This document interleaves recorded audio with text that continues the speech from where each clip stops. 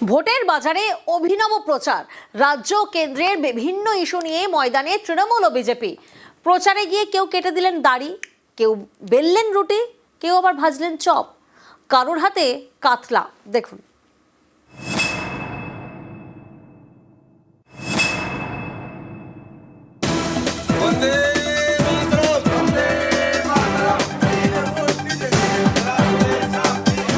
রাজ্যে গ্যাসের আকাল, বাধ্য হয়ে অনেকে উনুনে রান্না করছেন। ভোট প্রচারে বেরিয়ে এই ভোগান্তিকেই হাতিয়ার করার চেষ্টা করলেন হুগলির পুরসুরার তৃণমূল প্রার্থী। শনিবার সন্ধ্যায় পালপাড়ায় প্রচারে যান পার্থ হাজারি। একটি বাড়িতে গিয়ে দেখেন গ্যাস নেই, কাঠের জ্বালানি দিয়ে উনুনে রুটি বানানো হচ্ছে। এই দেখে নিজেই রুটি বেলতে শুরু করে দেন তৃণমূল প্রার্থী। রুটি বেললেন, তারপর সেঁকলেন। যে দেখলাম একটা দিদিভাই রুটি করছে, গ্যাস পাওয়া যাচ্ছে না, গ্যাসের অভাবে কাঠের জালে রুটি বেলছে। আমি রুটি বেলে আম্মু বাড়িতে এরকমভাবেই রুটি বেলে আমি একটা রুটি করলাম, আবার একটা রুটি বেলে আবার রুটিটা আবার দিলাম। ওনার কাছ থেকে একটাই কথা শুনলাম যে আমাদের গ্যাস নেই, গ্যাসের অভাব, গ্যাস পাচ্ছি না, গ্যাসের দাম বেড়ে গেছে।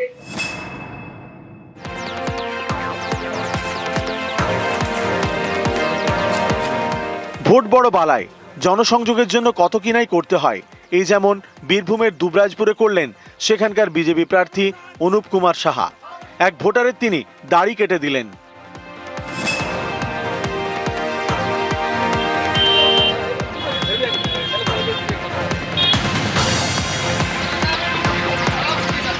বাঁকুড়ার ছাতনা, এখানে চপ বেগুনি ভেজে কটাক্ষ বিজেপির। রবিবার সকালে প্রচারে বের হন ছাতনার বিজেপি প্রার্থী সত্যনারায়ণ মুখোপাধ্যায়। একটি দোকানে ঢুকে চপ বেগুনি ভাজেন।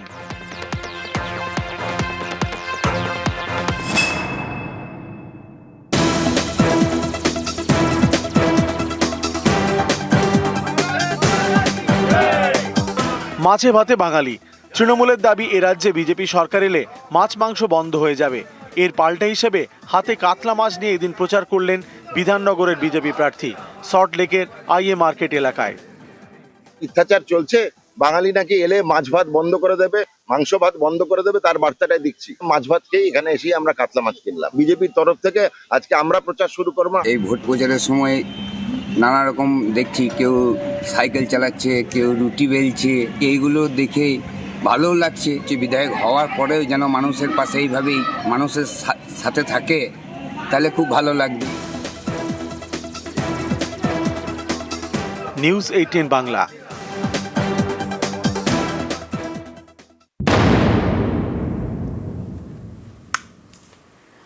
প্রথম ভোটার তালিকায় বিচারাধীন ছিলেন 60 লক্ষ। এর মধ্যে প্রায় 27 লক্ষের নিষ্পত্তি হয়ে গিয়েছে।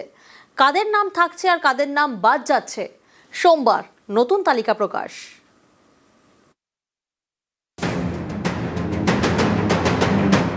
আঠাশে ফেব্রুয়ারির পরে 23শে মার্চ এসআইআর করে 28শে ফেব্রুয়ারি রাজ্যে প্রথম ভোটার তালিকা প্রকাশ করে নির্বাচন কমিশন।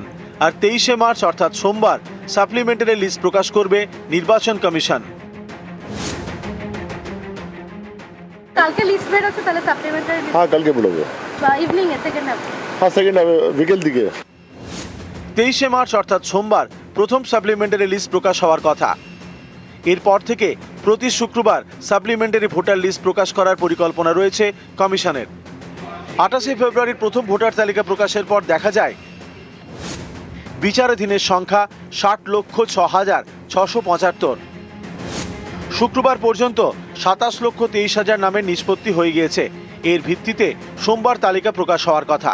এর মধ্যে অন্তত 8 লক্ষের নাম বাদ যেতে পারে।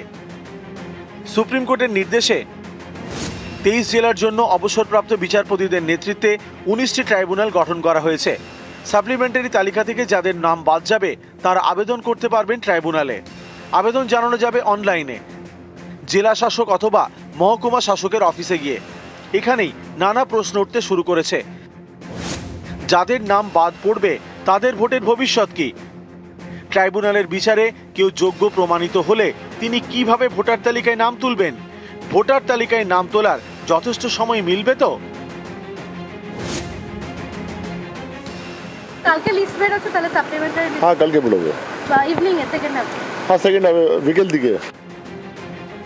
নিউজ 18 বাংলা।